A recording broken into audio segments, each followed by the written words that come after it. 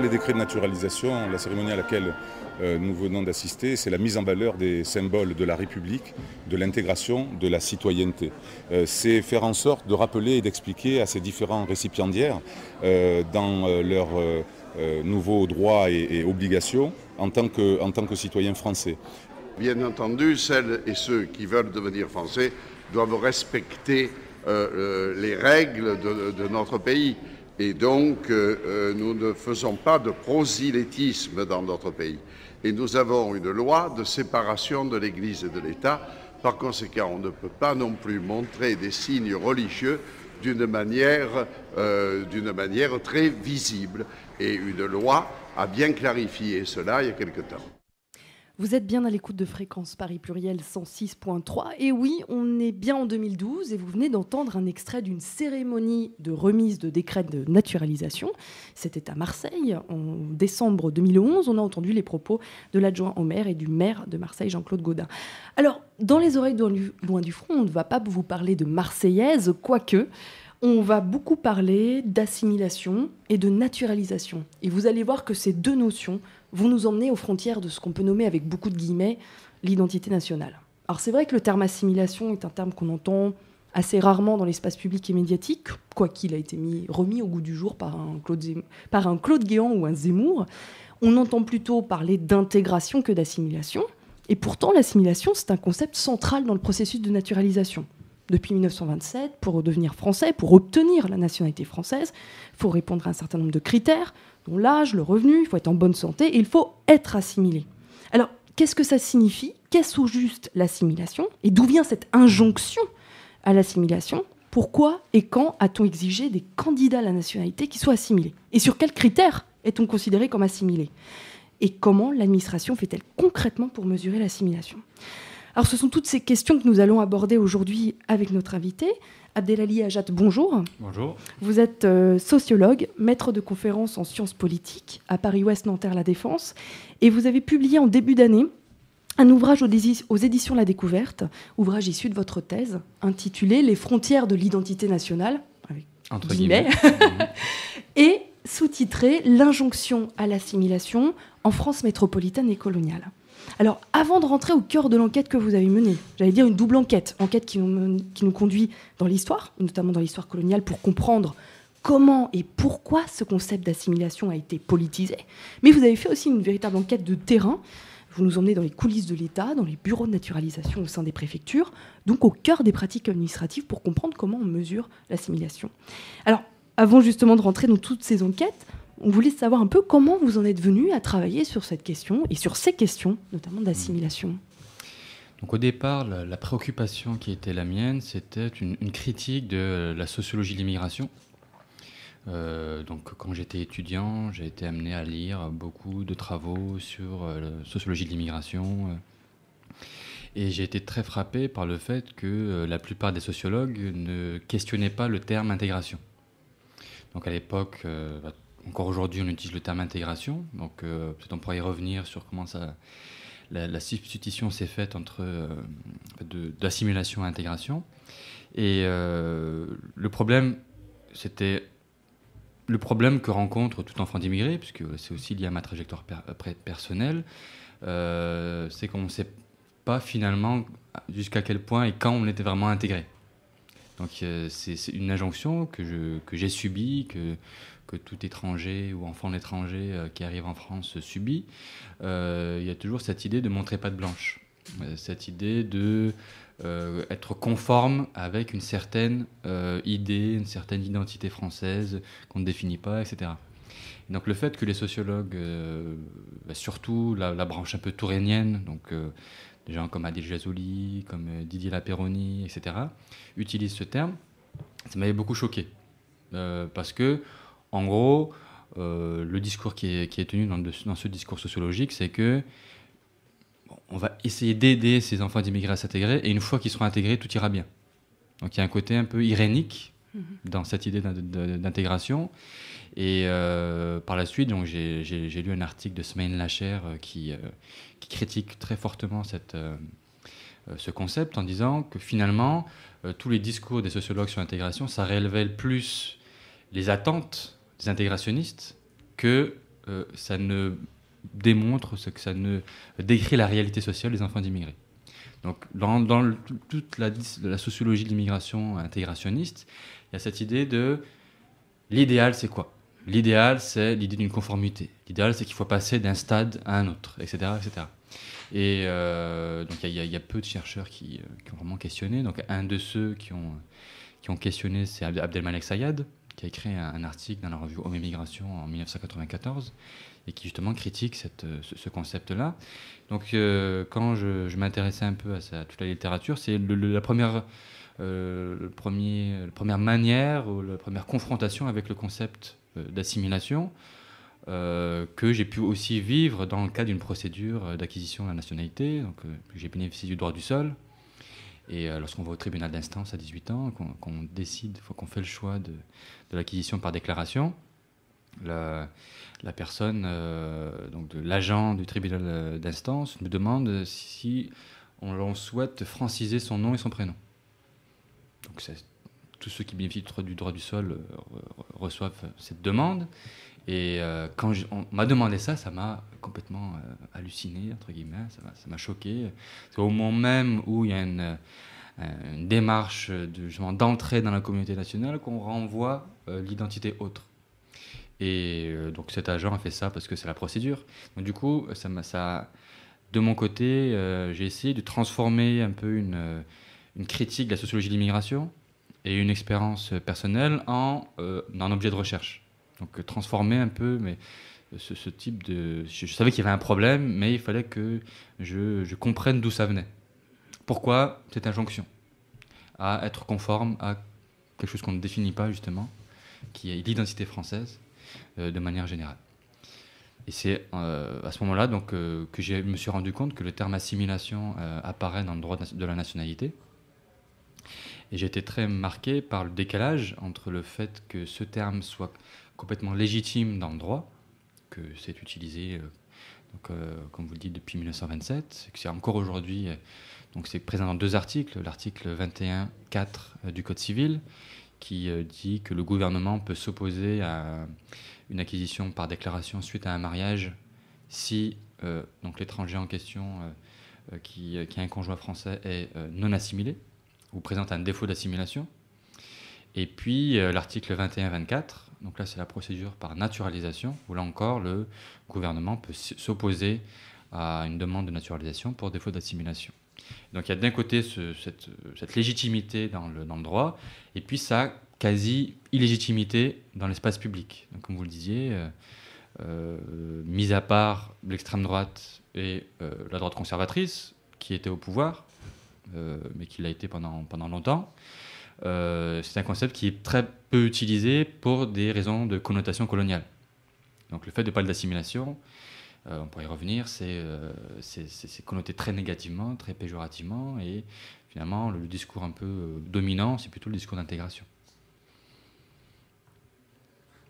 Comment on traitait ça? Comment on intégrait? Le mot n'existait pas, on appelait assimiler. Assimiler, ça veut dire devenir le même. Ça veut dire devenir français. J'insiste sur les mots parce qu'on a réduit notre exigence. C'est une des causes de notre échec actuel. Alors on vient d'entendre, ça c'est l'opinion d'Éric Zemmour.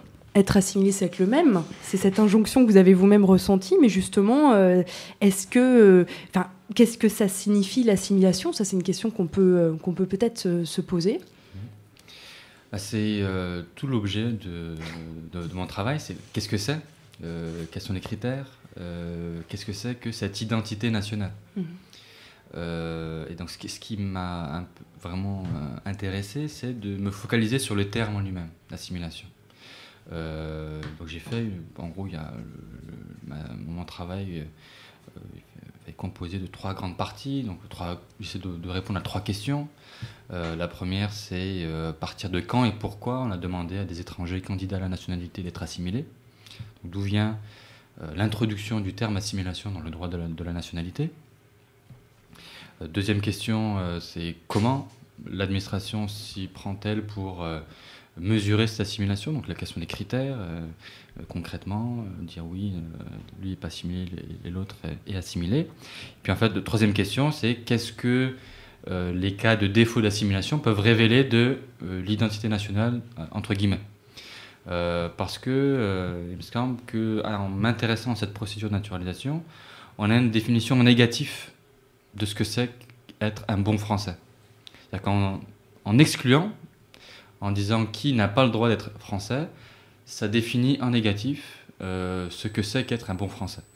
Et donc c'est en ce sens-là que analyser les cas de refus, les cas de défaut d'assimilation, ça permet d'avoir une vision beaucoup plus générale sur finalement une définition étatique de l'identité nationale, avec des guillemets bien sûr, parce que je ne suis pas du tout dans une approche essentialiste, en disant qu'il existe une essence, une ontologie de l'identité française. Mais au contraire, ce que j'essaie de montrer, c'est que certes c'est un mythe, l'homogénéité nationale, certes ça n'existe pas, mais il existe un État qui pense que ça existe. Et de fait, le fait que cet État pense que ça existe, ça a des implications, ça a des effets dans le réel. Et c'est en ce sens-là que je m'inscris dans la question de la frontière nationale. Comment vous avez fait pour mener vos enquêtes? Sur quelles sources vous appuyez? Puisque à la fois vous faites un travail vraiment historique et en même temps vous êtes allé sur le terrain. Comment vous avez fait? Quelles sources? Donc tout d'abord, j'ai constitué un corpus de textes qui est à la fois la littérature française et aussi britannique, des ouvrages de droit, des ouvrages d'histoire, de sociologie, j'ai essayé de retracer la généalogie du concept d'assimilation en essayant de comprendre et d'identifier à quelle période, à quel moment on utilise ce terme pour parler d'être humain. À partir de quand on a commencé à parler d'assimilation d'individus ou de peuples. Donc ça, c'est le premier type de matériaux. Donc là, j'ai notamment utilisé toute une série de bases de données qui sont accessibles à l'université, donc c'est la numérisation de textes. Je me suis beaucoup appuyé là-dessus pour remonter jusqu'au XVIe siècle, voire même plus loin pour les textes en anglais. Donc il est possible, en utilisant le terme assimilation, assimiler, assimilare, j'ai aussi fait le latin, etc. Donc j'essaie de remonter un peu la piste et de voir à partir de quand on a appliqué le terme pour décrire des relations humaines. Donc ensuite, il y a au niveau du droit, et je me suis intéressé à tout ce qui donc tout ce qui est texte législatif, bien sûr, mais aussi ce que Daniel Lochac appelle l'infradroit. Donc circulaire administrative, directive, notes internes, etc. Donc là, je me suis adressé aux services compétents, donc aussi aux archives de Fontainebleau, donc le centre d'archives contemporaines qui a quelques documents qui m'intéressent. Je me suis aussi beaucoup appuyé sur des cas de refus qui ont fait l'objet d'un contentieux administratif. Donc, ce sont notamment des candidats qui ont refusé pour défaut d'assimilation et qui ont décidé de saisir la justice, en l'occurrence le tribunal administratif, et éventuellement cour d'appel, cour administrative d'appel, et puis aussi éventuellement conseil d'État. Et donc j'ai récupéré, grâce à eux, des mémoires en défense, en attaque, et les réponses. Ensuite, il y a bien sûr les arrêts du conseil d'État, les arrêts des tribunaux administratifs et des cours administratives d'appel. Donc ça, c'est au niveau du matériau textuel, on va dire. Ensuite, il y a l'enquête ethnographique en tant que telle. Donc là, mon travail a consisté à observer concrètement dans 3 bureaux de naturalisation. Mon enquête a eu lieu entre 2006 et 2007. Donc j'ai passé plusieurs mois dans 3 bureaux de naturalisation. Là, j'ai pu observer ce qu'on appelle l'entretien d'assimilation, puisque c'est à l'occasion de cet entretien qui correspond à l'aboutissement un peu de la procédure de naturalisation, que l'agent de l'État est censé la mesurer, dire assimilé, pas assimilé. Donc j'ai observé comme ça une centaine d'entretiens d'assimilation. J'ai pris des notes pour analyser les interactions et j'ai fait les entretiens avec les agents, plus aussi donc les chefs de bureau et même le directeur au niveau national. Et donc c'est vrai, ça m'a fait à peu près une vingtaine d'entretiens qui m'ont servi pour cette thèse, quoi. Alors, moi, ce que je trouve intéressant, c'est que, enfin, pas seulement moi, je suppose, mais c'est que on s'attendait, enfin, sur un travail sur l'assimilation, on s'attendait à remonter simplement historiquement jusqu'à la période coloniale et puis pas tellement au-delà. Et en fait, vous remontez quand même beaucoup, beaucoup plus loin, ce qui montre aussi la profondeur du concept et enfin comment il travaille la société depuis si longtemps. Donc voilà, ça c'est... Ça a été une découverte parce que j'avais rédigé un petit livre qui est intitulé Émigration postcoloniale et mémoire. Donc c'était un mémoire de maîtrise qui était paru en 2005 où je postulais sans vraiment démontrer l'origine coloniale du concept d'assimilation.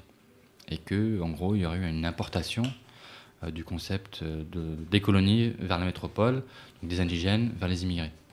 Et donc en faisant ce travail sur des corpus textuels, je me suis rendu compte que pas du tout, que ça datait pas de la deuxième expansion française, donc en l'occurrence c'est un peu le 1830 et après, mais que le terme en lui-même est utilisé et politisé dès donc la fin du XVIIe siècle, donc la fin des années 1600, dans un autre contexte qui est celui des vieilles colonies, entre guillemets, et notamment celle de Saint-Domingue. Et c'est à ce moment-là donc, que le terme en lui-même est politisé et est associé au concept d'égalité. Concrètement, en gros, comment on l'utilisait. Précédemment, on utilisait le terme un peu, l'origine vraiment du concept d'assimilation, c'est une origine religieuse. Donc c'est l'idée d'être assimilé à l'esprit de Dieu. Donc lorsqu'on regarde un peu les textes de l'époque, c'est beaucoup de religieux, des protestants comme des catholiques qui utilisent ce terme. Ensuite, ce terme est laïcisé, donc justement au XVIIe siècle, et dans deux directions. Dans la première direction, qui c'est plus la médecine, donc voilà, le sens qu'on a aujourd'hui, assimiler des aliments, donc c'est-à-dire une transformation à travers le passage d'un corps. Et puis, donc, laïcisation dans un autre domaine, c'est au niveau des relations humaines. Et on va commencer à parler d'assimilation des peuples, d'assimilation des individus. Et là, il y a plusieurs exemples. Il y a une des personnes qui a joué un rôle important, c'est Diderot, donc dans l'encyclopédie, qui fait le lien avec l'idée d'assimilation et de mêmeté, ou d'identité. Donc ça vise à décrire le fait qu'il y a un processus où des personnes, des individus ou des groupes tendent à ressembler, à être de plus en plus similaires à un autre groupe. Donc cette idée de similarité, elle apparaît donc notamment dans les écrits de Diderot, mais c'est toujours pas un concept politique. Voilà. L'idée d'être assimilé à, c'est être comparé à, être similaire à. Et donc c'est vraiment le contexte de Saint-Domingue, donc qui était une colonie, la plus riche colonie française, qui était très rentable. Donc c'était l'économie fondée sur l'esclavagisme et donc fondée sur l'économie sucrière. Et au niveau de la politisation, c'est lié en fait au discours des aristocrates ou des royalistes qui avaient pour objectif d'empêcher l'assimilation des Noirs et des gens de couleur aux Blancs. Donc empêcher que des gens de couleur, donc ceux qui sont affranchis, ou des Noirs esclaves, ressemblent ou soient similaires physiquement aux Blancs. Donc en gros, c'est toute une série de... Donc j'ai exhumé, j'étais très étonné de trouver ça, des décrets royaux qui précisent que les Noirs et les gens de couleur n'ont pas le droit de porter de dentelle, n'ont pas le droit de s'habiller comme des Blancs, n'ont pas le droit de porter des noms de Blancs, etc. etc. Et vous allez me dire pourquoi on a demandé ça. C'était parce que le fait que des Noirs et des gens de couleur s'habillent, se nomment, se comportent comme des Blancs, c'était une manière de dénaturaliser donc la domination raciale et le système esclavagiste. Donc le fait que des gens qui sont en bas de l'échelle raciale et économique puissent avoir une ascension dans la hiérarchie, ça remettait en cause la hiérarchie en elle-même. Ça montrait son caractère arbitraire, sa dimension historique, et donc qui est renversable. Donc c'est en ce sens-là que le terme assimilation, c'est la hantise des aristocrates. Il faut absolument éviter que des Noirs ressemblent à des Blancs. Et c'est en ce sens-là que du côté des Noirs, le terme assimilation va avoir cette signification d'égalité. Donc demander l'assimilation, le fait de ressembler à des blancs et aussi le fait d'avoir des droits politiques associés, ça va être le terme égalité. Et ça, c'est une spécificité française, parce que j'ai aussi comparé les usages du terme assimilation en contexte britannique, où là, c'était pas du tout assimilé. Enfin, justement, le terme assimilation n'est pas assimilé au concept d'égalité. C'est très français. On retrouve ça dans le dictionnaire de l'Académie française. Juste après la Révolution française, où on utilise le terme assimilation, s'assimiler, être l'égal de. Et ça, c'est nouveau. Et donc, au départ, je pensais que c'était une importation des colonies vers la métropole, mais en fait, ça arrive de manière simultanée en métropole et dans les colonies. Puisque, à partir de la Révolution française, il va y avoir un fait nouveau, c'est l'invention d'une politique d'assimilation. C'est-à-dire que ça va devenir une affaire d'État. Assimiler le peuple, ça va être synonyme de, je ne veux pas rentrer dans les détails, mais c'est mettre fin à la guerre des races. Alors qu'est-ce que c'est cette théorie ? La théorie de la guerre des races, c'est une théorie qui a été forgée au départ par des intellectuels, le terme intellectuel un peu anachronique, mais des penseurs ou des gens qui écrivent, déjà des écrivains aristocrates, conservateurs, qui étaient complètement hantés et qui étaient très affectés par la montée de la bourgeoisie. Et donc il y a une prise de pouvoir de la bourgeoisie en Angleterre, etc. Donc il y a tout un discours qui apparaît du côté aristocrate en disant que on peut interpréter l'histoire en termes de conflit. Donc là, c'est un changement paradigmatique au niveau de la compréhension d'un phénomène historique, puisqu'auparavant, on analysait l'histoire en termes de séquences au niveau dynastique. Donc on est passé de Philippe le Bel à telle ou telle autre dynastie, etc. Et donc l'histoire, c'est l'histoire des rois. Donc c'est ça qui nous fait comprendre l'histoire. Donc ces gens-là vont notamment à Boulainvilliers, en France, mais il y en a d'autres en Angleterre, mais aussi en Italie, vont comprendre l'histoire en termes de conflit, de lutte entre deux groupes. Et à l'époque, le terme utilisé, c'est le terme de race. Le terme race n'avait pas à l'époque une connotation biologique, comme elle va l'avoir au XIXe siècle. C'est l'idée que, pour le cas de la France, c'est la Révolution française, c'est le produit d'une lutte des races, d'une guerre des races. C'est en gros la race des Francs contre la race des Gaulois. Donc les Francs, c'est en gros la noblesse qui ont colonisé la France du temps de la Gaule. Donc, ce sont les Francs. Et ce sont toujours ces colons qui ont gardé le pouvoir au détriment des Gaulois qui sont colonisés. Et donc la Révolution française est pensée comme une revanche des Gaulois, des colonisés, contre les colons francs. Et donc c'est cette manière de penser, cette idée de guerre des races, c'est quelque chose qui est central notamment chez l'abbé Sieyès. Donc quand on lit Qu'est-ce que le tiers-État, et quand on lit aussi d'autres travaux de lui, d'autres écrits de lui, c'est central. Et là, on voit que des bourgeois ou des républicains vont reprendre cette grille d'interprétation qui venait des milieux conservateurs, des milieux aristocrates, en disant que voilà, on peut comprendre l'histoire, les mouvements historiques, les révolutions, les révoltes, en termes de lutte des races. Et entre parenthèses, c'est ensuite d'autres historiens qui vont reprendre ça, comme Augustin Thierry, Guizot et Marx et Engels. Puisque l'idée de lutte des classes, Marx l'a piqué entre guillemets à Augustin Thierry, qui l'avait piqué aussi à Sieyès. Donc on a comme ça cette généalogie qui existe. Donc dans cette lutte des races, dans cette guerre des races, la question que va se poser Sieyès, c'est comment empêcher que ça se reproduise. On a le pouvoir, au détriment de la noblesse, on a aboli les privilèges, mais il faut empêcher que cette guerre des races se reproduise. Donc comment assurer la paix sur un territoire ? Et c'est là qu'intervient le terme assimilation. Pour éviter que la guerre des races se perpétue, il faut réussir à réconcilier les races. Et comment cette réconciliation elle se fait à travers une politique d'assimilation. Donc assurer l'égalité entre les membres d'une même communauté.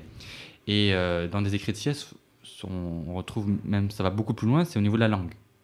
Donc il faut avoir la même langue Parce que le fait de parler des langues étrangères, c'est, selon la pensée de Sieyès, un élément favorable plutôt à la sécession, à l'irrédentisme et à la séparation territoriale. Donc on va assimiler le peuple français, pas pour son bien, mais pour empêcher la guerre, pour empêcher le retour d'une situation de guerre civile. Et donc cette question-là, cette pensée, elle s'applique à la fois en métropole et dans les colonies. Donc c'est ça un peu la découverte, l'étonnement que j'ai eu en travaillant là-dessus, c'est que cette question se pose à la fois en métropole et colonies, et qu'il n'y a pas eu de transfert des colonies vers la métropole. On est toujours à l'écoute de Fréquence Paris Pluriel 106.3. Donc on est toujours en compagnie d'Abdelali Hajat. Et la discussion donc, porte autour de l'assimilation. On a vu comment ce terme donc, émerge à la fois en métropole et dans les colonies. Et au début, c'est vraiment l'idée d'égalité. Et en même temps, on va... est synonyme d'égalité. Ensuite, on va politiser cette question en se disant, voilà, il faut assimiler afin d'avoir une homogénéité territoriale, afin d'éviter la guerre. Je fais très raccourci, mais comment on en arrive à l'idée que finalement, l'assimilation n'est jamais possible ? Que, en fait, celui qu'on voudrait assimiler est toujours l'inassimilable. Donc, cette idée d'assimilation impossible, elle ne s'applique pas de la même manière en fonction des populations. Il y a des catégories d'étrangers, des catégories de population qui sont considérées comme assimilables. Donc, si vous prenez les discours du 19e siècle sur les Auvergnats, les Corses, etc., c'était les mêmes types de discours que sur les Kabyles d'Algérie. On a même des correspondances en disant, des discours républicains qui disent... on peut comparer d'un point de vue anthropologique, d'un point de vue ethnologique, les populations kabyles et les populations auvergnates, bretonnes, etc. Donc la question, c'est que à partir de quand on va considérer que certaines personnes sont assimilables et d'autres ne sont pas assimilables. Et c'est là que va s'opérer une grande division, une grande distinction au moment de la deuxième phase de l'expansion coloniale française. Donc avant 1830, et donc le début de la conquête de l'Algérie, la dimension raciale, biologique est peu présente dans ce discours assimilationniste. Mais dans la confrontation avec la période coloniale, on va avoir deux types de discours assimilationnistes. Ceux qui vont dire que les indigènes, musulmans, anamites, etc. sont assimilables, et que même c'est l'assimilation qui est nécessaire pour éviter qu'il y ait des guerres d'indépendance. Donc il faut assurer l'égalité qui va de pair avec l'assimilation culturelle, etc., pour éviter les guerres d'indépendance, éviter la révolte, l'irrédentisme. Mais il y a un autre discours qui, lui, va consister à dire que les indigènes, eux, ne sont pas assimilables en raison de leurs caractéristiques raciales.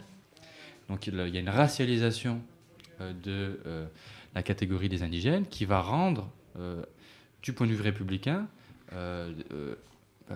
inassimilable cette catégorie de la population.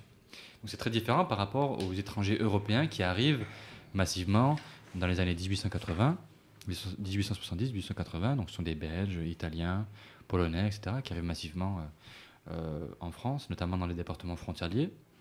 Et là, le discours sur l'assimilation, il est ambivalent, c'est-à-dire qu'il y a une méfiance vis-à-vis des adultes, mais il y a au contraire une certaine bienveillance à l'égard des enfants. Et donc cette théorie de la guerre des races, elle est présente même pour ces gens-là qui arrivent de l'étranger.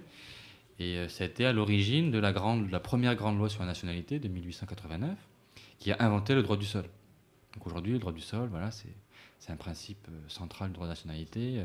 L'extrême droite qui veut remettre en cause ce principe, la droite qui l'a remis en cause entre 93 et 98. Et donc c'est considéré comme quelque chose d'un droit, dans l'éducation de gauche, etc., un truc républicain. Mais à l'époque, ce n'était pas du tout pensé dans la perspective des droits des enfants étrangers. C'était au contraire pour les empêcher de rester étrangers. Donc c'est lié à un événement particulier qui s'appelle les Vêpres marseillaises, Donc, les Vêpres marseillaises, c'est un événement qui a lieu donc dans le sud-est de la France et à Marseille en 1881. Donc, rapidement, ce sont les troupes de Jules Ferry qui avaient conquis la Tunisie qui reviennent sur le port de Marseille. Donc là, fanfare, défilé militaire, on chante la Marseillaise, il y a des drapeaux français, etc. Mais il y a notamment un club d'Italiens sur le port de Marseille qui refusait de mettre des drapeaux français. Et il paraît que certaines personnes ont même sifflé la Marseillaise. Comme quoi, le fait de siffler la Marseillaise, ça a été politisé il y a plus d'un siècle.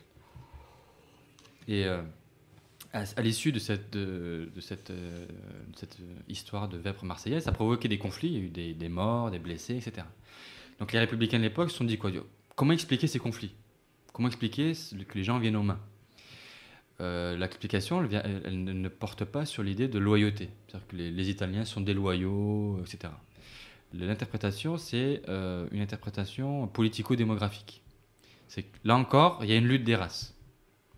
C'est qu'à partir du moment où la population italienne, puisque c'était surtout des Italiens dans le sud-est de la France, atteint une certaine proportion, aujourd'hui on dirait un certain seuil de tolérance, selon certains, eh bien les conflits sont inévitables. C'est un phénomène naturel. On ne peut pas reprocher aux gens d'être en conflit parce que c'est quelque chose qui les dépasse. Et pour empêcher ça, pour empêcher là encore la guerre, pour empêcher certains même pensaient qu'il y avait une sécession et une annexion des Alpes-Maritimes par l'Italie, on va annexer pacifiquement les enfants. Donc les adultes, on s'en méfie parce qu'ils sont militaires, ils ont fait le service militaire, ils sont passés par l'école italienne, etc. Donc en termes de loyauté, c'est pas trop ça. Par contre, on va s'attaquer entre guillemets aux enfants. Donc à leur majorité, à 18 ans, ils seront automatiquement français. Donc si ce sont des enfants étrangers, nés en France, de parents étrangers, ils sont automatiquement à partir de 1889, alors qu'auparavant, ils avaient le droit de répudier ou de refuser la nationalité française. Donc cette annexion pacifique des enfants, elle est possible parce que ces enfants font partie de la race blanche. Les races sœurs, en fait. Les races c'est sœurs. Ce que vous marquez dans voilà, votre font ouvrage. partie des races sœurs. C'est pas le cas pour prendre des enfants d'Algériens. Les enfants qui sont nés en Algérie pendant la période coloniale sont toujours dans le régime d'exception, de statut, d'être un national français, de dépendre de l'État français, mais de ne pas être citoyen, de ne pas avoir les droits politiques, sociaux, droit pénal, légal, etc. etc. Donc il y a une divergence qui apparaît comme ça au XIXe siècle entre colonie et métropole qui s'explique par la question raciale, qui va être centrale. On va repartir un petit peu donc, dans tout ce qu'on brasse là depuis tout à l'heure. Et comment, par exemple, se fait, pour reprendre notre fil, comment va se faire le lien entre assimilation et naturalisation? En fait, il y a trois manières, trois procédures pour obtenir la nationalité française. Donc, la première, qui est la plus connue, c'est par la filiation. Donc on est français dès lors qu'on a des parents français. Donc aujourd'hui c'est le cas. À l'époque, les femmes n'avaient pas le droit de transmettre la nationalité, donc c'est avant 1927. Donc la loi de 1927 va introduire cette possibilité de transmettre la nationalité. Auparavant, elles prenaient la nationalité de leur mari, et donc la nationalité étrangère. Ça, c'est la filiation. Ensuite, la deuxième manière, c'est ce qu'on appelle donc la procédure par déclaration. Donc là, ça renvoie à deux types de situations. C'est par mariage, la première situation. Donc un étranger qui a un conjoint français, qui est marié et qui fait la déclaration auprès du tribunal d'instance qu'il veut être français. Et donc là, le gouvernement peut s'y opposer. Parce qu'avant, c'était automatique, avant 73. Quasiment automatique, jusqu'en 1973, où là, il y a l'introduction d'une condition d'assimilation, justement. Il y a un transfert qui va se faire de la naturalisation à l'acquisition par mariage. Et donc toujours par déclaration, c'est le droit du sol, deuxième type de situation. Donc ce sont les enfants d'étrangers nés en France, donc là à l'âge de 18 ans, qui ont la possibilité d'acquérir, donc de déclarer. Et donc là, a priori, il n'y a pas d'opposition possible, sauf dans des cas très spécifiques du gouvernement. Donc on a ensuite une troisième procédure, c'est ce qu'on appelle la naturalisation. Donc là, cette procédure correspond à une faveur qui est accordée par l'État. Une faveur, ça veut dire qu'il lui donne ou pas la nationalité selon son bon vouloir. Et c'est dans cette procédure-là que la dimension discrétionnaire, la dimension souveraineté nationale est la plus forte, puisque c'est là qu'on retrouve le plus de conditions à remplir pour obtenir la nationalité. Donc en gros, il y a 5 grandes conditions, donc actuelles, mais qui sont construites petit à petit. Donc la première, c'est une condition de résidence. Donc aujourd'hui, il faut résider en France de manière régulière pendant une durée de 5 ans. Donc il y a certaines exceptions, mais globalement c'est 5 ans, pour pouvoir faire une demande de naturalisation. Il y a une condition d'âge, donc il faut avoir 18 ans, il faut être majeur. Il y a une condition de moralité, donc là il ne faut pas avoir été condamné par la justice française, voire même dans le pays étranger pour des crimes et des délits. Il y a une condition de revenu, donc qui n'est pas, je le mets un peu entre parenthèses parce qu'elle n'est pas officielle, c'est plutôt au niveau des circulaires que ça se passe. Il y a une condition de santé, donc là ça touche notamment beaucoup de gens qui sont atteints de la maladie du sida, qui sont handicapés, qui sont dans une relation de dépendance, donc on peut leur refuser la nationalité pour cette raison. Et puis enfin, donc la 5e ou la 6e condition d'assimilation. Donc là, cette condition, elle apparaît en 1927. Elle apparaît dans une circulaire du 10 août 1927, où donc, cette loi de 1927, elle est connue dans l'histoire du droit de la nationalité parce qu'elle a permis une dénaturalisation massive et une dénaturalisation d'adultes. Donc là, c'est pas du droit du sol, comme en 1889, voilà, où il y a beaucoup d'enfants qui obtiennent la nationalité comme ça. Là, il s'agit d'adultes.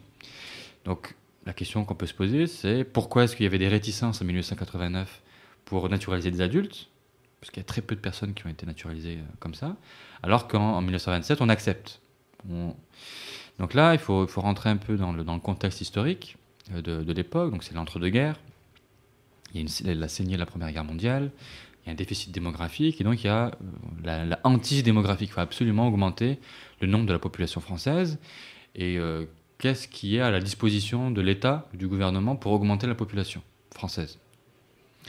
Donc il y a ce qu'on appelle la politique familiale, mais les effets sont à long terme, on ne les voit pas tout de suite, donc c'est un peu compliqué. Il y a le fait d'empêcher que les femmes deviennent étrangères, lorsqu'elles se marient avec des hommes étrangers. Et en plus, on leur donne la possibilité de transmettre la nationalité à leurs enfants. Donc là, on considère, si mes souvenirs sont bons, que la France, en 1927, a gagné 100 000 femmes en leur donnant ce droit de conserver leur nationalité française. Ensuite, l'autre solution, ce sont les étrangers. Et donc c'est là que les adultes vont être considérés comme intéressants, entre guillemets, parce que leurs enfants sont a priori automatiquement français s'ils sont nés sur le territoire français. Et là, le raisonnement, c'est le suivant, c'est que d'habitude, en gros, ce que disent les républicains de l'époque, c'est que, bon, d'habitude, on accepte des adultes dans la communauté nationale avec parcimonie, on fait attention, etc. Mais là, il y a un contexte exceptionnel, et donc on va quand même les naturaliser. Par contre, les républicains vont se dire qu'il faut que le gouvernement ait des garde-fous. Il faut qu'il puisse sélectionner donc le bon grain de livret. Et c'est là qu'interviennent 2 mécanismes, 2 dispositifs à la disposition du gouvernement pour faire ce tri. Donc le premier dispositif, c'est la procédure de déchéance de la nationalité. Donc le principe de la déchéance, ça signifie donc qu'une personne a obtenu la nationalité par naturalisation et l'État décide de lui retirer pour des faits notamment d'espionnage, attentat à la sûreté de l'État, etc. Donc ce principe-là, il ne date pas de 1927, il date de 1915, donc pendant la Première Guerre mondiale, et ça visait particulièrement les étrangers allemands. Donc là, c'est inscrit dans la loi. Donc, et ensuite, le deuxième dispositif, c'est la condition d'assimilation. Donc là, on retrouve dans la circulaire l'idée que d'habitude, il faut d'abord être assimilé culturellement pour obtenir les droits politiques. Mais là, on fait une exception parce que le contexte nous y oblige. Mais on sait que les étrangers qui sont sur le territoire français font partie des races sœurs. Et comme ce sont des gens qui font partie des races sœurs, on peut faire une exception. Mais on va essayer quand même de faire le tri. Et le tri, ça va être cette condition d'assimilation au départ, elle n'est pas du tout précisée dans la circulaire. On ne sait pas c'est quoi être assimilé. Et c'est là que l'administration, le travail administratif va produire toute une série de circulaires, de critères précis sur c'est quoi être assimilé. Et à l'époque, donc c'est essentiellement la critère linguistique, l'assimilation linguistique qui va être centrale. Et encore aujourd'hui, donc dans toute l'histoire de la procédure, c'est la langue et la pratique de la langue qui est centrale dans la définition de l'assimilation. Ce qui compte, c'est que dans l'attribution de la nationalité française, nous soyons exigeants sur deux choses, c'est-à-dire d'abord la maîtrise de la langue française. Quand on devient français, il me semble indispensable de parler le français correctement. Et depuis le 1er janvier dernier, pour devenir français, il faut maîtriser le français au niveau minimum de la 3e dans notre appareil scolaire. Et la deuxième chose, c'est qu'il faut absolument accepter et vivre les valeurs de la République, les grands principes républicains, nos lois, nos règlements, nos façons de vivre. Et nous sommes plus exigeants à cet égard. Test de maîtrise de la langue française pour obtenir la nationalité française, obligatoire depuis le 1er janvier 2012. Première section, vous entendrez des questions ou des phrases en français suivies de 3 réponses. Écoutez attentivement, puis choisissez la réponse convenant le mieux à la question ou la phrase entendue, et noircissez la case correspondante sur votre feuille de réponse. Voici un exemple. Vous entendez « Qui est au téléphone ?» Vous entendez aussi « A ». C'est Jacques. B. Numéro 2. C. Enchanté. La meilleure réponse à la question « Qui est au téléphone ?» est le choix A. C'est Jacques. Vous devez donc noircir la case A sur votre feuille de réponse. Voilà, c'est un test de langue. En fait, c'est tout nouveau, hein, c'est depuis 2012 qu'il y a ce test de langue qui est fait, qui est externalisé, merci. Mais en fait, et ça vous le montrez bien, les tests, le test de langue, c'est pas nouveau en fait, puisqu'on demande à ce que qu'une personne assimilée puisse maîtriser la langue française. Alors d'où ça vient ? Pourquoi ce critère linguistique comme critère, je veux dire, numéro 1 de l'assimilation ? Donc la langue va devenir centrale parce que le critère racial ne s'applique pas pour les étrangers européens. Donc on ne va pas faire une sélection raciale en disant on va prendre la race latine, espagnole, italien, etc., au détriment de la race celte, par exemple, etc. Il y a l'idée pour les républicains d'une unicité de la race blanche. Et donc on ne fait pas de distinction. Race juive, entre guillemets, race celte, race latine, etc.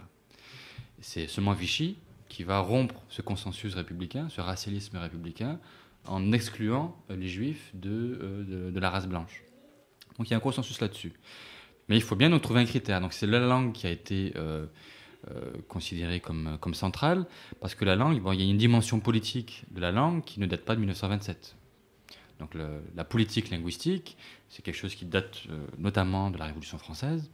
Donc l'idée, c'est pas tant de lutter contre les particularismes régionaux nationaux, mais c'est plus d'imposer la langue française comme une manière, comme monopole de la parole politique. Pour parler politique, il faut parler français. Et donc en imposant la langue française, on impose aussi une certaine manière de parler de la politique. Et toute la politique a été menée, donc l'enquête de l'abbé Grégoire, et ensuite la politique d'assimilation linguistique, participe comme ça à l'idée qu'il faut une unité linguistique associée à une unité territoriale. Mais c'est très récent si on prend toute l'histoire de France, puisqu'on considère qu'en 1870, au début de la Troisième République, 80% de la population ne parlait pas le français de France. Il y avait des patois locaux, etc. Et c'est entre 1870 et 1914, donc pendant 34 ans, que la Troisième République, les fameux hussards de la République, vont imposer la langue à toute la population française. Donc la langue, comme question politique, c'est pas nouveau. Mais là, c'est une logique d'expansion. Alors que là, pour ce qui nous concerne, la question de la naturalisation, donc la condition d'assimilation linguistique, c'est pas une logique d'expansion, c'est une logique d'exclusion. Alors qu'on va politiser cette question de la langue pour sélectionner, pour faire le tri. Et donc cette question-là, la langue va être centrale dans la procédure de naturalisation. Et globalement, encore aujourd'hui, il y a 2 dimensions pour définir l'assimilation, donc l'assimilation linguistique et l'assimilation dite culturelle. Donc au niveau de l'assimilation linguistique, je me suis beaucoup intéressé au formulaire, donc à ce qu'on appelle un procès verbal d'assimilation. J'ai fait un peu la socio-histoire de ce document. Qui existe depuis... Qui a beaucoup évolué, donc il existe depuis 1927. Ensuite, il y a eu une autre circulaire en 1930 qui est beaucoup plus précis. En 1945, c'est un peu moins précis. Donc il y a beaucoup d'évolutions en fonction du contexte historique. Et il y a une dimension sur laquelle il faut insister, c'est que la condition d'assimilation, c'est une condition parmi d'autres. À certaines périodes historiques, la condition d'assimilation, presque on s'en fout, entre guillemets. Si on prend l'exemple après 1945, ce qui compte, c'est vraiment d'avoir des gens qui travaillent, qui peuvent travailler dans l'industrie, dans l'agriculture, pour reconstruire le pays, etc. Et d'ailleurs, il n'y avait pas des circulaires dans cette période-là qui disaient, aux maires, soyez plus indulgents parce qu'il nous faut des ouvriers, il nous faut de la main-d'œuvre. Exactement. Donc, il y a toute une série de circulaires qui sont publiées et qui sont envoyées aux préfectures pour leur dire, soyez cool, entre guillemets, au niveau de cette question linguistique, alors qu'auparavant, on pouvait avoir des circulaires qui disaient « pas un accent sera accepté ». Donc c'est une condition qu'il faut prendre en compte dans une sorte de combinaison avec les autres critères. Des moments, c'est la question du revenu qui est centrale, des moments, non. Lorsqu'il y avait le service militaire, c'est le fait de pouvoir faire le service militaire tout de suite après, etc., etc. Donc il n'y a pas de surdétermination de la condition d'assimilation par rapport à d'autres conditions dont j'ai parlé, donc le revenu, etc. Mais ce qui est important, c'est par rapport à la période actuelle, c'est que c'est depuis les années 2000 que cette condition d'assimilation devient une préoccupation majeure du gouvernement. Donc entre 1927 et 2003, l'article qui concerne donc la condition d'assimilation n'a pas été modifié. Donc on a une stabilité législative forte. Et à partir de 2003, il y a l'introduction d'un nouveau concept, donc le droit et devoir de la République française. Donc l'étranger qui demande la nationalité doit avoir une certaine connaissance des droits et devoirs. Ensuite, ça a été transformé en 2006 en principes et valeurs de la République française. On a encore complexifié en 2011. On a dit qu'il faut qu'ils connaissent l'histoire aussi des institutions, etc. Donc là, c'est quelque chose de nouveau. Auparavant, la condition d'assimilation, c'était certes important, mais c'était pas central. Donc là, on a un gouvernement de droite, donc c'est à partir de 2002, donc quand Sarkozy était ministre de l'Intérieur, ensuite avec la création du ministère de l'Identité nationale en 2007, ensuite ça a été intégré au ministère de l'Intérieur en 2010, que c'est devenu quelque chose de central. Et là, ça s'explique par des interactions entre le champ politique, l'administration et le champ médiatique. Donc les citations que vous faites de Zemmour ont été beaucoup entendues par Guéant, qui aussi a été soutenu par une partie de l'administration, qui eux aussi, etc. Donc il y a un phénomène circulaire comme ça qui s'est opéré pour faire qu'il y ait toutes ces modifications législatives. Donc aujourd'hui, l'assimilation linguistique n'est plus mesurée en préfecture. Ça se passe dans donc des organismes agréés par les préfectures. Donc ils doivent passer un examen, donc il faut payer, ça peut aller jusqu'à 100 € pour certains cas. Et ça ne veut pas dire néanmoins que l'administration ne va pas mesurer l'assimilation culturelle, puisque l'entretien d'assimilation existe toujours, sauf qu'il ne va plus porter sur la langue, mais va porter sur les connaissances de faits. Donc il y a toute une série de questions qui sont posées, qui sont complètement absurdes. Par exemple, si mes souvenirs sont bons, qui a gagné la Coupe du Monde de 1998 Est-ce que c'est Eric Cantona, Zinedine Zidane, Michel Platini, etc. etc.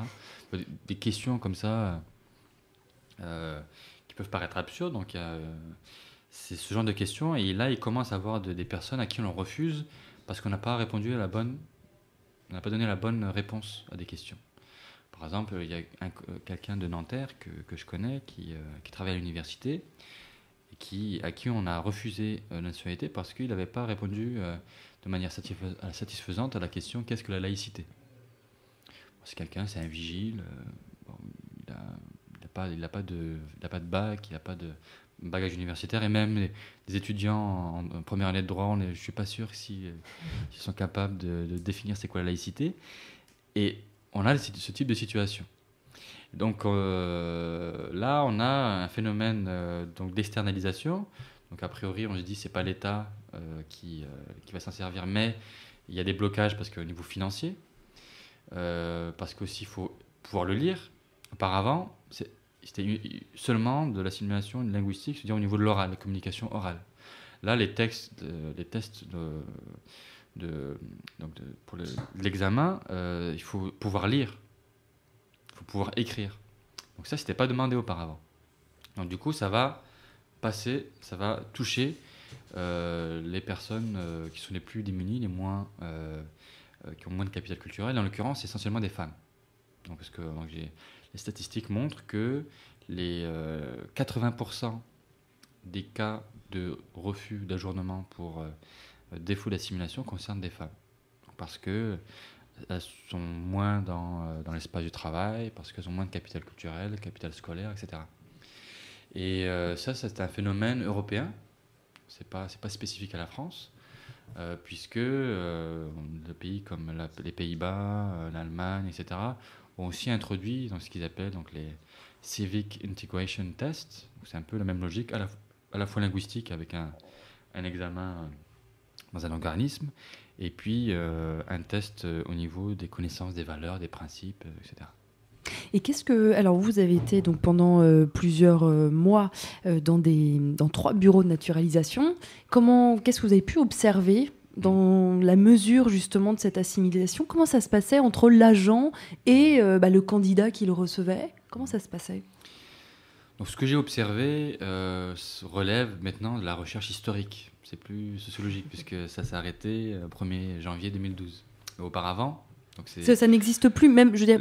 la mesure de l'assimilation linguistique en entretien, ça n'existe plus. Mais il y a quand même bien un entretien d'assimilation encore. Il y a toujours un entretien d'assimilation, mais au niveau des questions, c'est plus la langue, c'est seulement des questions au niveau des principes et valeurs essentielles. Donc, mais c'est toujours pertinent, il me semble, parce que ce qui m'a intéressé en fait dans les observations, c'est de voir, bon, on dit telle personne est assimilée, mais comment l'agent s'y prend concrètement. Donc l'agent disposait d'une grille avec 13 niveaux, allant de la communication possible à la communication impossible, et cochait donc en fonction de ce que pouvait dire la personne. Donc ça, c'est officiellement, c'est une sorte de quelque chose d'objectif. Et donc ce que j'essaie de montrer, c'est qu'il faut aller au-delà du papier et s'intéresser à l'interaction en tant que telle. Et c'est là que se révèlent d'autres critères, qui sont des critères implicites, parmi lesquels on retrouve l'idée d'avoir un bon dossier. Donc les agents de naturalisation sont presque exclusivement des femmes, souvent minoritaires, donc antillaises, ou donc naturalisées, ou ayant obtenu le droit du sol d'origine algérienne, marocaine, etc. Pourquoi des femmes et minoritaires? Parce que dans l'administration des étrangers, c'est un lieu de relégation. Et donc personne ne veut y aller. Donc il y a une correspondance entre la population qui est accueillie et la hiérarchie du service dans la préfecture. Donc voilà, c'est pas étonnant qu'on retrouve ça, mais au niveau des chefs, c'est essentiellement des femmes. Donc dans leur travail administratif, ce qui les intéresse, c'est avoir le minimum de retour de pièces qui manquent. Ça peut paraître très prosaïque, mais ce qui ralentit le plus, c'est ça, sachant qu'il y a un délai légal de 18 mois, donc il faut qu'au bout de 18 mois, il y ait une décision. Donc quand il y a un bon dossier qui arrive sur la table, elles sont toutes contentes. Alors, ça veut dire quoi un bon dossier? Un bon dossier, ça veut dire qu'il y a toutes les pièces. Et c'est pas une mince affaire parce que c'est une des procédures, il me semble, où on demande le plus de pièces à un usager. Donc état civil, de soi, de ses parents, qu'il faut les chercher des fois à l'étranger. Ensuite, il faut les faire traduire, les faire homologuer par le ministère des Affaires étrangères, etc. Les impôts, les contrats de travail, toute une série si on a des enfants, la scolarité. Oui. Le dossier est vraiment conséquent Il y a une liste, donc j'avais fait le calcul, plus d'une soixantaine de pièces en fonction des situations des uns et des autres. Et donc du coup, c'est un travail. Et il faut être accoutumé à ces exigences. Donc la personne qui a un minimum de capital scolaire, qui a l'habitude de faire ce genre de travail, elle est avantagée par rapport à des personnes qui sont démunies. Donc déjà, il y a une sorte de sélection qui se fait à ce moment-là. Ensuite, au moment de l'évaluation de l'assimilation linguistique, donc ce que j'essaie de montrer, c'est que cet entretien, c'est comme si on mesurait le niveau d'eau dans une baignoire tout en étant dans la baignoire. Parce que le fait d'être dans la baignoire, ça produit un effet sur le niveau qu'on mesure. Et j'ai observé en fait le type de relations qui existent entre agents et candidats. Donc lorsqu'il y a une très forte inégalité entre agents et candidats, par exemple entre une agent, c'est globalement bac, BTS, agent de catégorie C. Bon, ils ne sont pas très diplômés, donc c'est classe moyenne inférieure en gros. Et si en face il y a une personne qui est classe populaire, voire surtout pour le cas des femmes qui ne travaillent pas, etc., ça produit des effets de censure. Donc on peut avoir par exemple une femme, ça m'est arrivé de tomber dessus, qui est complètement démunie face à l'agent, parce qu'il y a un côté un peu solennel, c'est la préfecture, il y a un enjeu, c'est le fait d'avoir la nationalité, etc. Et un décalage entre cette situation où il y a un effet de censure et la situation dans une autre situation, au marché, à la poste, etc., où elle se débrouille dans la communication orale. Et c'est ce qui est demandé, ce qui était demandé dans la procédure. C'est le fait de pouvoir se débrouiller. Et donc, c'est dans l'interaction que l'évaluation se mesure. Et cette interaction, elle dépend aussi du profil de l'agent. Donc là, j'ai fait une sociologie des agents de l'État, préfectoraux. On va essayer de voir en gros qui était plus sévère, entre guillemets, plus libéraux, en fonction de quelles caractéristiques. Donc là, j'ai mis en lumière le fait que l'empathie ou la faible sévérité, elle dépendait de plusieurs éléments, notamment le fait que des personnes soient minoritaires ou pas. Donc c'est le cas pour les personnes, des agents de l'État qui ont elles-mêmes fait la procédure de naturalisation, donc elles savent comment ça s'est passé, donc elles ont une empathie, une identification avec les candidats, les candidates. C'est le cas, par exemple, pour les gens qui avaient fait du social avant. Donc, je suis tombé, par exemple, sur une agente qui avait été dans le cadre des femmes relais. Donc, les femmes relais, c'était un cadre qui existe toujours, je crois, qui vise à aider un peu les membres des classes populaires dans leurs démarches administratives, etc., etc. Par contre, je suis tombé aussi sur des personnes, une femme minoritaire, donc antillaise, qui était très sévère parce qu'auparavant, elle était dans le BAS, c'est le bureau des admissions et du séjour, ceux qui s'occupent des titres de séjour. Donc elle avait une certaine bouteille, entre guillemets, pour refouler, pour en tout cas être très strict, une très logique de police dans le traitement des dossiers d'étrangers. Et ce type de pratiques ont été transférées dans le bureau de naturalisation. Donc voilà, il faut prendre en compte les trajectoires individuelles.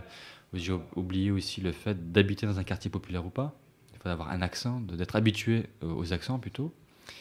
Et donc d'ailleurs, il y a la plupart des chefs de bureau étaient très remontés contre les agents, puisqu'elles se rendaient compte qu'il y avait un décalage entre un avis positif et ce qu'elles avaient pu elles-mêmes observer au détour d'un couloir, etc. Donc voilà, c'est très compliqué. Il y a des interactions, c'est pas objectif, etc. Et donc on peut pas dire qu'il y a une politique locale, préfectorale, mais encore moins une politique nationale de naturalisation.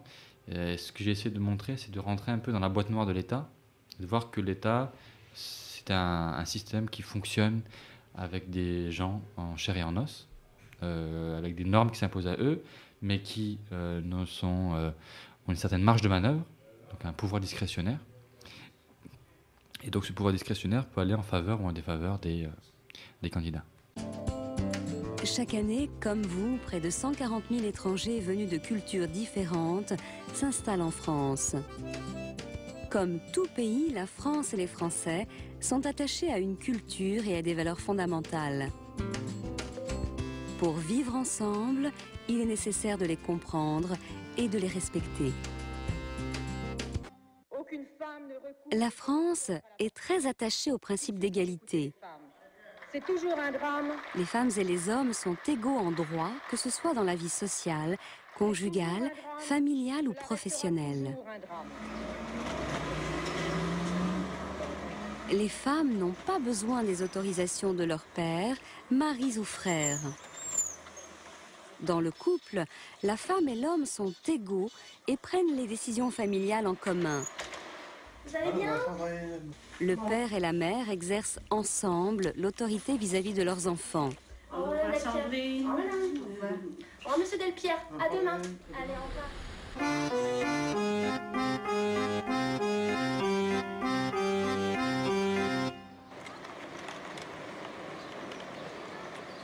La France est un pays laïque. L'État est neutre par rapport aux religions qui relèvent du domaine strictement privé. Vous pouvez recevoir un enseignement religieux en dehors de l'école. Mais la loi du 15 mars 2004 interdit, en application du principe de laïcité, le port de signes et de tenues par lesquels les élèves manifestent ostensiblement une appartenance religieuse dans les écoles, collèges et lycées publics. On est toujours sur Fréquence Paris Pluriel, 106.3. En fait, c'est un extrait d'un film qui s'appelle Vivre ensemble, qui existe depuis 2006 et qui est disponible sur le site de l'OFII, l'Office français pour l'intégration et l'immigration. C'est un film qui est projeté pour les demandeurs de titres de séjour et à qui on demande maintenant aujourd'hui aussi une condition d'assimilation. Il faut être assimilé. Et là, on l'a vu, ça va assez loin puisque on parle effectivement d'une égalité homme-femme, on rentre dans la vie conjugale et évidemment, on a aussi tout le topo sur la laïcité qu'on entend bien aujourd'hui.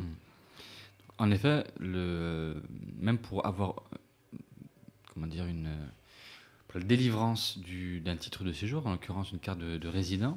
Donc, depuis 2003, l'étranger en question doit signer un contrat d'accueil et d'intégration. Donc là, c'est pas le terme assimilation qui est utilisé, mais la notion d'intégration républicaine. Mais les juristes ont un peu fait le lien entre assimilation dans la nationalité et intégration républicaine dans le droit du séjour. Et même Sarkozy, qui était ministre de l'Intérieur et qui a défendu ce contrat, donc dans les débats parlementaires, il a un peu contesté les critiques qui avaient été faites par une partie des parlementaires qui disaient en gros pourquoi est-ce qu'on va exiger des étrangers de parler français alors qu'ils sont étrangers. Ils sont étrangers, ils sont là temporairement, ensuite ils peuvent repartir, on ne va pas leur avoir les mêmes exigences pour les étrangers que pour ceux qui veulent rentrer dans la communauté nationale. Et donc Sarkozy a réussi à imposer cette évidence en s'appuyant sur une autre évidence. Donc 1927, c'est une nouvelle évidence qui est apparue, qui n'existait pas auparavant. Il faut parler français pour pouvoir être un citoyen français. Donc ça, c'est une évidence qui n'a pas été remise en cause jusqu'à aujourd'hui pour l'acquisition de la nationalité. Donc avec la loi 2003, l'évidence est différente. Pour être étranger permanent en France, il faut être un Français. Il faut parler français. Donc il y a une forme de transfert de la condition d'assimilation, du droit de la nationalité vers le droit des étrangers, donc le droit de l'entrée et du séjour. Et donc ça concerne la carte de résident permanent. Donc c'est-à-dire que ceux qui ont qui font une demande de titre de séjour temporaire court ne sont pas normalement doivent pas normalement subir ce type de contrat, même si les consulats ont tendance à le faire. Enfin, il y a beaucoup de pratiques un peu discrétionnaires qui se font à ce niveau-là. Et donc Sarkozy, il a fait ça en 2003. Pourquoi ? Parce qu'il a copié la Hollande. Donc la Hollande avait inventé ce principe pour le droit des étrangers en 2000. Et les Hollandais, donc ils sont même allés assez loin. Donc, vous avez sûrement entendu parler du DVD. Donc les étrangers qui voulaient seulement avoir même accès à un visa pour rentrer aux Pays-Bas. Donc, on dépasse une carte de résident et ensuite c'est directement pour avoir accès à un visa. Donc doivent acheter, je crois que c'était 60 € le DVD. Et le DVD contenait donc des scènes qui étaient censées choquer certains candidats, donc certaines idées des candidats indésirables. Donc il y avait par exemple des scènes d'homosexuels au bord de la plage qui étaient en train de s'embrasser. Et c'était censé provoquer donc le choc de l'image de l'homme musulman, violent, homophobe, sexiste, etc., etc. Donc quand on regarde les modifications législatives en France et dans d'autres pays, en Allemagne, aux Pays-Bas, etc., on se rend compte que toutes les modifications de la condition d'assimilation, qu'on utilise le terme assimilation ou pas, elles visent cette catégorie de personnes. C'est l'autre absolu. C'est l'homme musulman, comme je disais, violent, sexiste, etc. Par exemple, ça se voit comment? Ça se concrétise par des questions qui sont posées. Donc j'ai eu accès à tout le document préparatoire des circulaires qui allaient préciser la notion de droit et devoir qui est apparue en 2003 en France. Et cette notion de droit et devoir, elle comporte par exemple des questions qui portent sur les relations de couple, sur les relations hommes-femmes, sur les relations avec les enfants. Donc, en gros, on a des éléments sur la laïcité. Donc, par exemple, on a des phrases telles que, dans la brochure qui donnait aux candidats, donc l'homme ne doit pas forcer sa fille à se marier avec tel, l'homme doit laisser sa femme travailler, l'homme, etc., etc. Donc on a des choses qui, a priori, dans une perspective féministe, peuvent être considérées comme positives, mais ça correspond plus à une instrumentalisation de la cause féministe, ou même la cause homosexuelle. C'est plus présent en Pays-Bas qu'en France, à des fins de sélection, à des fins d'exclusion. Donc là, on a une concrétisation dans des documents administratifs, dans des tests, de cette forme d'instrumentalisation de la cause féministe qu'on a pu retrouver de manière plus générale dans d'autres contextes, que ce soit au niveau des guerres menées, soit en Irak ou en Afghanistan, que ce soit au niveau toutes les lois qui ont été faites contre le port du hijab à l'école publique. Donc l'idée, c'est qu'on va libérer les filles, etc. Donc il y a toujours cette idée qu'on va les libérer, mais ça produit de fait l'exclusion. Pour ce qui concerne le droit de la nationalité, c'est exactement ça. En gros, c'est l'homme qui est visé, l'homme musulman, caricatural, etc. Mais ce sont les femmes qui trinquent. Puisque, de fait, statistiquement, le durcissement des conditions d'attribution de la nationalité française mais touche principalement des femmes. Pourquoi ? Parce que les femmes correspondent à la figure de l'immigré, telle que l'a définie par Sayad. Donc, bien sûr, les choses changent, mais globalement, statistiquement, on retrouve plus de femmes analphabètes. On retrouve plus de femmes faiblement qualifiées. Et on retrouve plus de femmes pauvres. Donc ces trois critères, donc de pauvreté, d'absence ou faible qualification et faible capital scolaire, voire pas du tout, les touchent principalement. Or, dans la logique générale de la procédure de naturalisation, pour être naturalisable, il faut sortir de cette condition de l'immigré. Il ne faut plus être pauvre. Il ne faut plus être faiblement qualifié. Il ne faut plus être analphabète. C'est en sortant de cette condition d'immigré qu'on devient naturalisable. Et on peut rajouter deux autres critères, parce que Sayad, il définissait l'immigré à partir de sa période, des années 50, 60, etc. Il y a la question du sexe, parce qu'on ne va pas demander on va pas avoir les mêmes exigences en fonction du sexe. Donc, par exemple, la condition d'assimilation va toucher beaucoup des femmes, parce que ce sont elles qui ont le moins de capital scolaire, culturel, mais aussi parce que donc les entretiens que j'ai faits avec les chefs de bureau ont révélé qu'il y avait une attente particulière à l'égard des femmes parce qu'elles sont supposées s'occuper de l'éducation des enfants. Donc on va être plus dur, entre guillemets, contre des jeunes qui parlent mal, ou qu'une femme plus âgée, dont les enfants sont déjà en France, ou sont français, donc etc. Il y a quand même l'idée de la reproduction d'une certaine race. L'idée de reproduction en fait. nationale. L'idée, il faut reproduire, entre guillemets, des bons Français. Et cette idée-là, elle est toujours présente. Elle était centrale au début, dans les années 20, dans les années 30. Et même si c'est plus ouvertement dit, c'est toujours présent dans les pratiques administratives de manière inconsciente. Et puis une autre question, un autre critère, donc, qui, en plus de la question du sexe, c'est la question du célibat. Donc là, si on prend le cas des femmes, dans l'entre-deux-guerres, par exemple, s'il y avait une femme étrangère qui demandait la nationalité, qui était célibataire, c'était niette. On traitait même pas son dossier. Parce qu'elle n'était pas mariée, donc elle était de l'institution du mariage qui doit être là. En plus, elle n'a pas d'enfant. Il n'y a pas un cadre qui va produire des enfants. Donc la femme, de ce point de vue, est intéressante, entre guillemets, d'un point de vue de la reproduction de la population nationale. Donc c'est pas la même chose qu'un homme célibataire. Donc, si on prend le cas des années 30, l'homme célibataire, il pourra aller au service militaire, il pourra se marier avec une étrangère, une française, et augmenter la population, etc. Donc encore aujourd'hui, on a des attentes différentes entre hommes et femmes.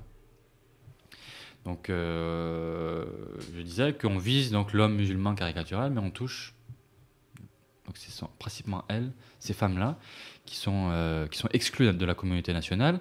Et c'est un phénomène qu'on retrouve en France, mais aussi en Allemagne et aux Pays-Bas. Donc les statistiques qui sont parues sont assez dramatiques, parce que c'est la première fois qu'on a des diminutions de moins 40% du nombre de naturalisations. C'est le cas de l'Allemagne. En France, entre 2010 et 2011, c'est la première fois qu'on a une diminution de moins 30% du nombre de naturalisés. C'est du jamais vu. Sauf pendant la période de Vichy. C'est dans un autre contexte, etc. Donc là, il y a une offensive qui est faite par les gouvernements conservateurs. Et à l'échelle européenne. Et à l'échelle européenne, pour fermer les frontières nationales, sachant que c'est assez nouveau, puisque l'accueil des étrangers dans la communauté nationale permettait de justifier la fermeture des frontières aux étrangers. C'est-à-dire que le droit des étrangers était très dur. En gros, le discours de justification consistait à dire on est très dur on va empêcher d'entrer des nouveaux étrangers pour mieux intégrer les autres. Donc même cette justification-là n'est plus utilisée, puisque on a des fermetures à la fois au niveau de la frontière territoriale, mais aussi au niveau de la frontière de la communauté nationale. Et c'est un phénomène qui ne risque pas, en tout cas de ce que j'ai vu au niveau des déclarations, au niveau du programme politique du Parti socialiste, de changement, parce que donc, si vous avez assisté au fameux débat entre Hollande et Sarkozy dans l'entre-deux tours, donc Hollande a entériné la deuxième évidence de Sarkozy, celle qu'il avait imposée en 2003, selon laquelle il est normal, il est évident de faire signer un contrat d'accueil et d'intégration pour que des gens résident sur le territoire national. Donc là, il y a tout ce qui a été fait pendant ces 10 dernières années qui sont à défaire.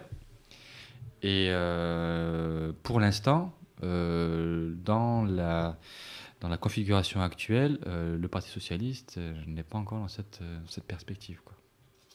Merci beaucoup, Abdelali Hajat. On aurait pu en discuter encore longtemps. Je vous conseille de lire donc cet ouvrage très dense, très intéressant, donc Les frontières de l'identité nationale, entre guillemets, l'injonction à l'assimilation en France métropolitaine et coloniale, aux éditions La Découverte. Merci beaucoup. Merci beaucoup.